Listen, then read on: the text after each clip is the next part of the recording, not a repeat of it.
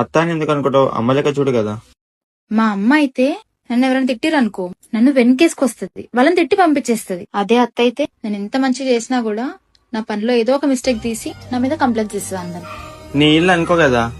అట్లనుకోనే ఉంటుండే. ఒక రోజు ఫంక్షన్ కి నైట్ లేట్ అయిందని మార్నింగ్ లేట్ గా లేసిన. ఆ రోజు చూడాలి ఇంకా. ఇది మీ అమ్మగారి ఇల్లు కాదు, నీకు నచ్చినప్పుడు ఇవ్వడానికి అత్తగారి ఇల్లు.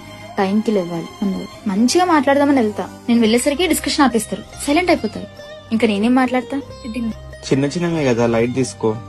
చిన్నవా? నీకో చెప్పనా, నేను ఒకప్పుడు 10 గంటలకు లేస్తుండే, నచ్చిన బట్టలు వేసుకుంటుండే, నచ్చింది తింటుండే, నచ్చకపోతే ఆర్డర్ పెట్టుకుని మరీ తింటుండే, 24 గంటలు ఫోన్ పెట్టుకుని బెడ్ మీదే ఉంటుండే. నన్ను ఎవరైనా తిడితే 2 రోజులు అలుగుతుండే, ఎవరితో మాట్లాడకపోతుండే. అప్పుడు డాడీ వచ్చి నాకు ఇష్టమైన తెచ్చి నన్ను ఖుషి చేస్తాను. కానీ ఇప్పుడు ఎంత లేట్ అయినా సరే పొద్దున 5 గంటలకే లేవాలి, అందరు చెప్పింది వండాలి, నాకు నచ్చినా నచ్చకపోయినా వండిందే తినాలి, నచ్చిన బట్టలు వేసుకోలేను, నచ్చినట్టు ఉండలేదు. 24 గంటలు కిచెన్ లోనే టీలు తెస్తూ అందరికి రెస్పెక్ట్ ఇస్తూ ఉండాలి.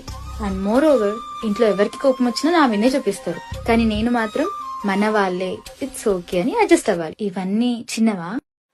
ఓయ్ ఓయ్ అంతా ఆలోచించకు, ఇట్స్ ఓకే. అత్తయ్య ఆగొస్తా.